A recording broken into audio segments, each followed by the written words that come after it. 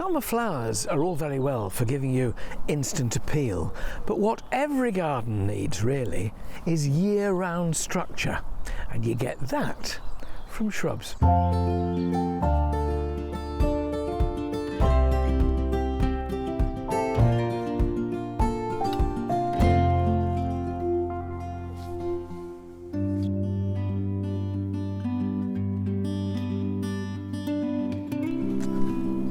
Of course, if you go down to the garden centre, you'll find enormous temptations. Here are 5 that I particularly like.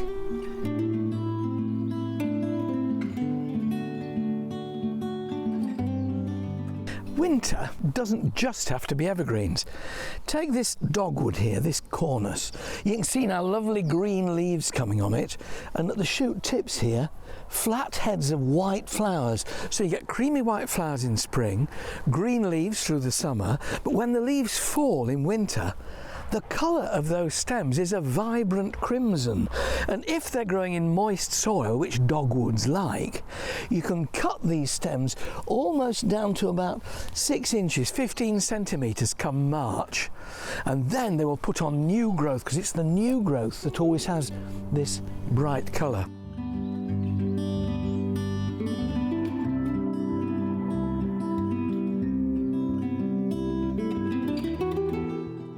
Eucalyptus doesn't lose its leaves at all. This is an Australian native, and if you plant it as a tree, it will be massive. Be very, very careful when you plant a eucalyptus and let it go. It does, however, have very bright foliage, aromatic.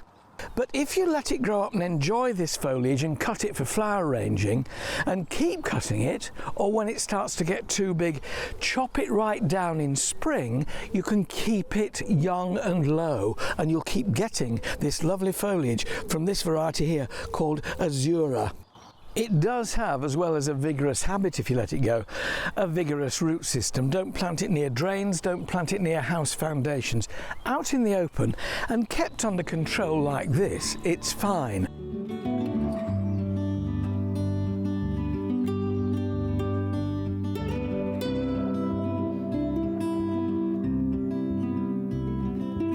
When it comes to spring colour from shrubs, rhododendrons are hard to beat. These big fat buds here are going to turn into vast clusters of bright flower. They can be white, they can be yellow, purple, crimson, a wonderful array. One disadvantage, they will not grow in chalky or limestone soils. They need acid soil.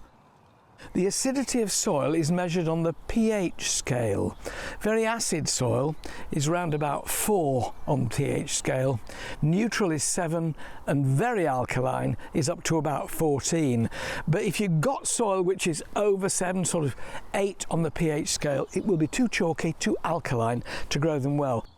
They can't absorb magnesium from the soil, so they go yellow in the leaf. Not pretty. But if you're on acid soil, and the majority of Britain is, then rhododendrons are great. They make great dome-shaped shrubs. Some of them 20 feet tall, but the majority usually about head height, and they're easy to keep in check. Just deadhead them after flowering, and at this time of year, look forward to this spectacular show from these big fat buds.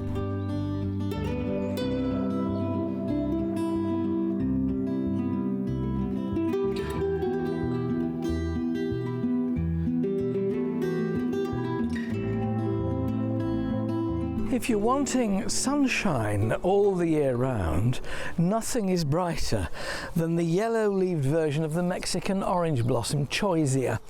This is a variety called Sundance, and you can see how bright this young growth is, and even brighter shoots are to come.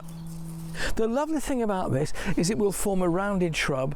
It's quite fast growing, but it will take clipping. You can really cut it quite hard back and it will come up. I've used it as topiary specimens all the way up my drive, the plain green kind. Choisia, really good evergreen for a sort of plump cushion of a shrub, up to about here if you let it, but easy to control by hard pruning in spring.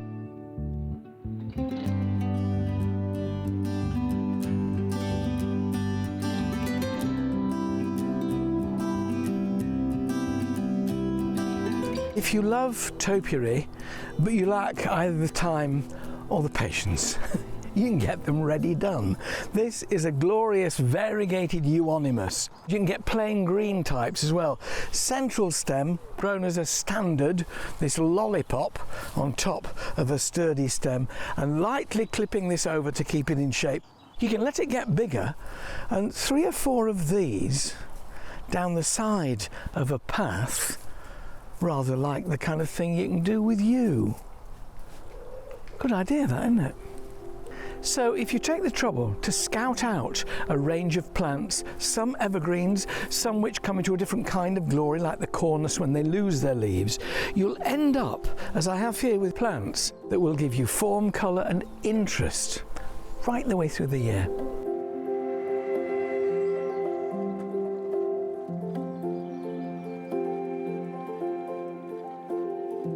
I love topiary, and for me here on chalky soil, yew is brilliant. The only kind of soil that yew doesn't like is soil that gets waterlogged. Elsewhere it grows really well, putting on about a foot a year. I clip them over right at the end of summer, and then they stay crisp right the way through till the following spring.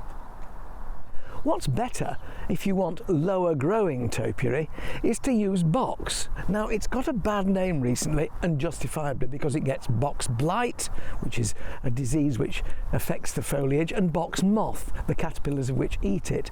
But we're getting more resistant strains. It's a shame just to wipe box out of your garden. If you grow it well and you grow a strong-leaved variety of box, it makes wonderful curbs along the edges of borders. I can spray it with an organic spray called Zentara every 3 or 4 weeks during the summer, and that for me keeps a good control going. If you're looking for stature and you're a good cook, you need a bay tree. You can have a little lollipop in a pot if you want, if there's no space or you've got a doorstep or a balcony, or you can have one like mine. We call this the minion. It must be a good 15 feet tall.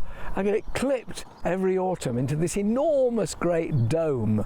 I love the fact that it's a good dark green backdrop to other brighter flowers, but really it's the size and the crispness of that dome outline which really gives me a thrill. It's wonderful to look at.